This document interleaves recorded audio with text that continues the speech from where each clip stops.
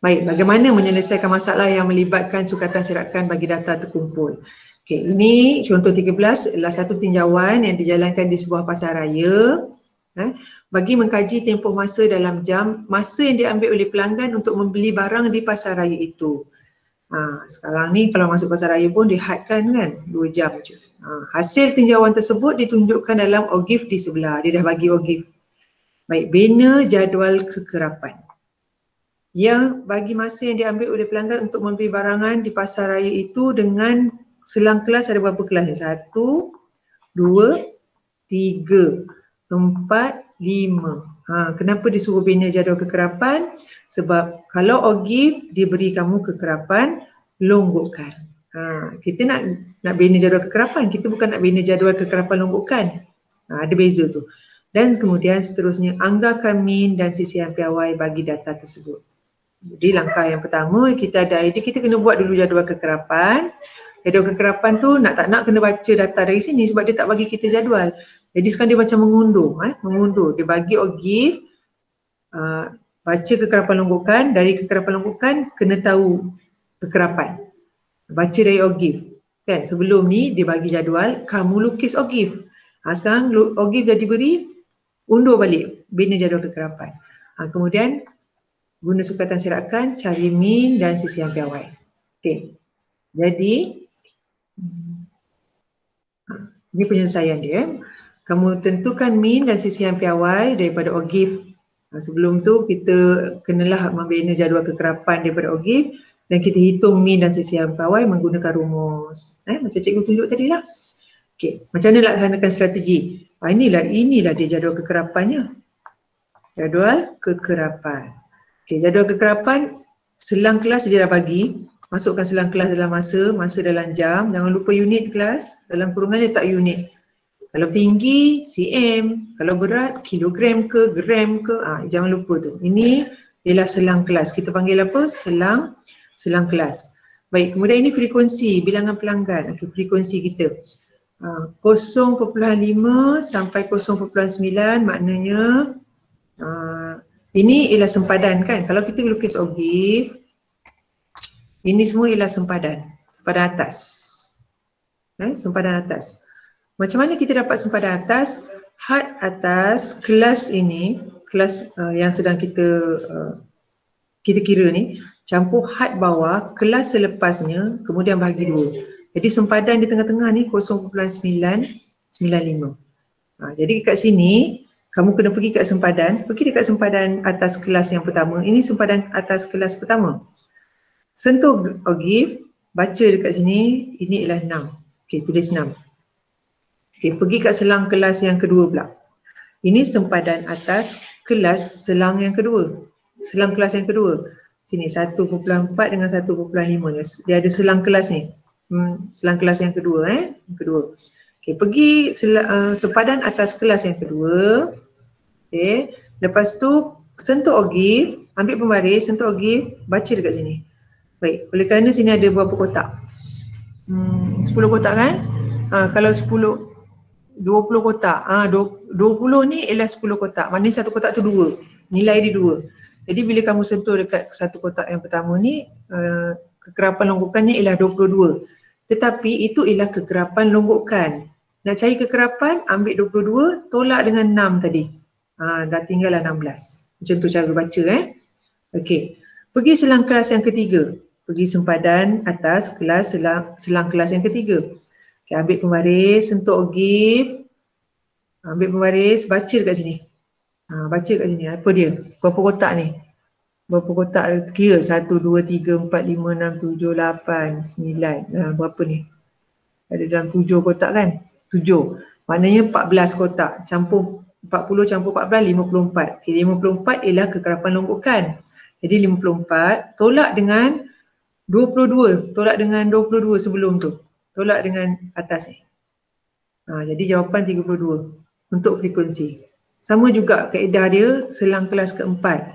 Pergi sempadan atas kelas keempat. Ambil pembaris. Sambung, sentuh OGIF. Baca kekerapan longgokan di sini. Sini 70. Okey, 70 tolak 54. tolak kekerapan longgokan sebelumnya, dapat 16. Kekerapan kelas itu ialah 16.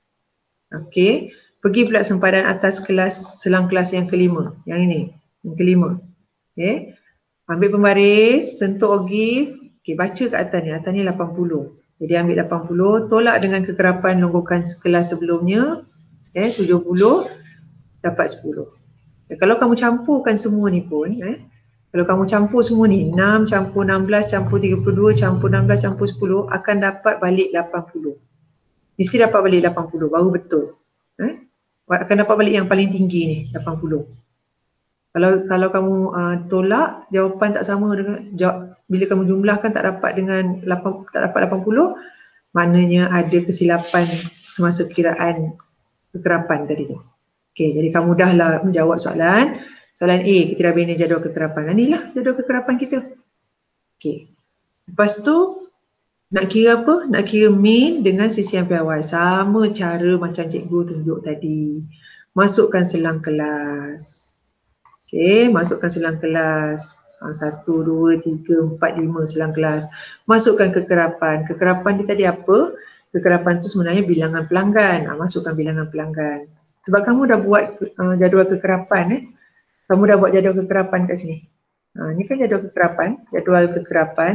Kita tak letak kekerapan longgokan. Kita ambil nilai yang ni, semua ni, masukkan kat sini. Kekerapan, bukan kekerapan longgokan.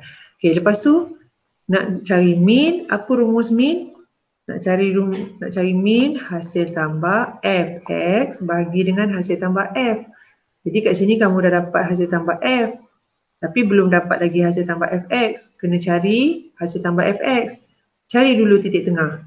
Titik tengah ialah x. Okey, macam mana nak cari titik tengah? Had bawah campur had atas bahagi 2. Dapat 0.7 tengah-tengah ni. Ini pun sama. Had bawah campur had atas bahagi 2. Campur dua had ni dulu, bahagi 2. Tengah-tengah tu 1.2. Okey, yang ni pun sama. Had bawah campur had atas bahagi 2. 1.7. Nampak 0.7, 0.7, 1.2, 1.7, 2.2, 2.7. Dah dapat dah titik tengah. Okey. Tapi kita nak guna f darab x kan? Dekat sini kita nak guna f darab x. Okey. F darabkan dengan x. Darab 6. Okey. Darabkan 6 dengan 0.7. Dapat ni. 16 darab 1.2. Dapat ni. Macam tu. 32 darab 1.7. Dapatlah nombor-nombor ni. Kamu darabkan antara f dengan x. Tapi dia nak hasil tambah. Nak guna hasil tambah fx. Campur semua ni pula. Dapat 140. Okey, masukkan 140. Bagi dengan 80. Dapat 1.75 jam. Okey, itu min. Purata masa yang digunakan oleh pelanggan dalam pasaraya tu. Okey, sekarang nak cari sisian piawai. Apa rumus sisian piawai? Punca kuasa 2. Apa rumus sisian piawai? Punca kuasa 2 hasil darab fx kuasa 2 bahagi dengan hasil tambah, ini hasil tambah hasil tambah fx kuasa 2 bagi dengan hasil tambah f tolak dengan x bar kuasa 2. Ingat rumus ni. Sekarang ni ada tak fx kuasa 2? Fx kuasa 2 belum ada. Jadi kamu kira dulu x kuasa 2. X kuasa 2 ambil titik tengah ni kuasa 2 kan, dapat 0.49. Ambil titik tengah ni 1.2 darab kuasa 2 kan, 1.44. Buat benda yang sama kepada semua titik tengah ni. Titik tengah ni semua kuasa 2, dapat jawapan x kuasa 2. Okey, kita nak guna fx kuasa 2. Kita nak guna fx kuasa 2. Jadi kita kena darabkan f, mana f? F dengan x kuasa 2 kita ni. Jadi ini 2.94 datang dari mana? 6 darab 0.49. 0.49. Ini 23.04 datang dari mana? 16 F darab dengan 1.44. Dapat ni. Ini pun sama. 92.48 ialah 32 darab 2.89. 77.44 ni. Dari 16 darab 4.84. 72.9 datang dari mana? 10 darab dengan 7.29. Dapat 72.9. Sekarang kita nak guna hasil tambah. Hasil tambahnya ialah kamu tambah semua ni. Okey, hasil tambah fx kuasa 2 sama dengan dapat jawapan. Sekarang baru boleh masuk dalam rumus. Okay. Atas ni hasil tambah fx kuasa 2. Ambil ni. 268,8 ni. Okay. Lepas tu bahagi dengan hasil tambah fx. Ini 80. Masuk kat sini 80. Lepas tu tolak dengan min. Min ni kita dah cari tadi. 1.75. Masukkan 1.75 ni kuasa 2. Jangan lupa. Okay. Kamu selesaikan dapat 0.55 jam. Okey. Itu nombor je kan. Macam mana kita nak tafsirkan?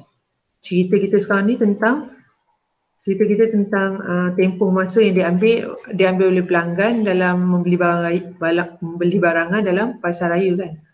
Kita dah anggarkan min dengan CCM piawai. Okay. Jadi kita boleh buat kesimpulan. Okay. Ini ialah jadual keterapan yang dibina dan min masa yang diambil oleh pelanggan untuk membeli barangan di pasar raya ialah 1.75 jam. Tak sampai 2 jam pun sebenarnya kalau nak beli barang kan. Dan CCM piawai 0.55 jam. Maknanya antara seorang pelanggan ke seorang pelanggan tu masa dia nak kata tak terlalu lama pun tak lama sebab 0.55 jam tu hampir 1 jam. Tak sampai 0.55 jam ni tak sampai pun 40 minit kan. Cuba kamu darab 0.55 darab dengan 60 minit. 33 minit je. Maknanya selang masa tu antara pelanggan dengan pelanggan pun lebih kurang dalam setengah jam. Kita boleh buat tafsiran macam tu. Tapi dia nak jawapan je kan. Dia nak min dengan CCM piawai.